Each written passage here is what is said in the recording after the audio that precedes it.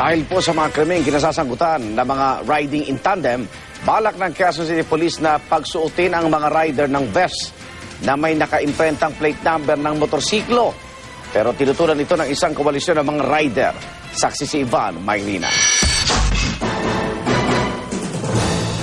Sa mga krimeng sangkot ang mga suspect na nakamotorsiklo o yung riding in tandem, madalas hindi na napaplakahan ng mga motorsiklo dahil sa liit ng plaka.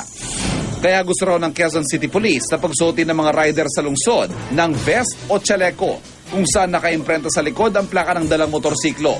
Voluntaryo lang daw ang pagpapasuot ito mula sa Sabado, pero nakabinbin sa ngayon sa Konseho ng Quezon City ang panukalang gawin itong mandatory. Without a regulation, without a law, without a city ordinance, hindi natin mapilit. Parang lang ito, sinabihan lang natin ng mga mamayan, tumulong kayo kasi ang crime prevention, sama-sama tayo. Ang mga voluntaryo magsusot ng vest, kailangan magparehistro ng sarili at ng dalang motorsiklo sa Quezon City Police. May pakinabang naman daw sa programa mga voluntaryo na sa ngayon ay nasa 1,000 na ang bilang. Sa dami ng tumatakbong mga motorcycles, kung may nangyari, dapat check mo lang ito. If you are wearing this vest, kasama ko sa organisasyon na to, ikaw ngayon yung tutulong na tumingin ito sa mga nawawalan na suspects na to. Or hindi ka na rin na-checkpoint. Kabilang ang mga miyembro ng Sitio Mendez Baysa o SMB Motorcycle Riders sa mga lumahok na sa programa.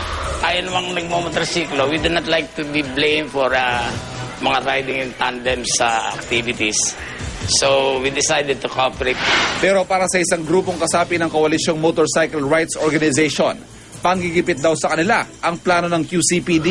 It is discriminating against a legitimate rider, motorcycle rider. Dahil para bang sinasabi mo, criminal ka na kung hindi ka magbe-vest with plate number at the back. Diba? Who are you to tell me that I'm a criminal if I just don't wear your vest? Kaya ang paglulunsad ng vest sa Sabado, tatapatan nila ng protesta. Handa rin daw silang dumulog sa korte para ipabasura ang ordinansa sakaling maipasa ito. Ako si Ivan Mayrina, ang inyong saksi.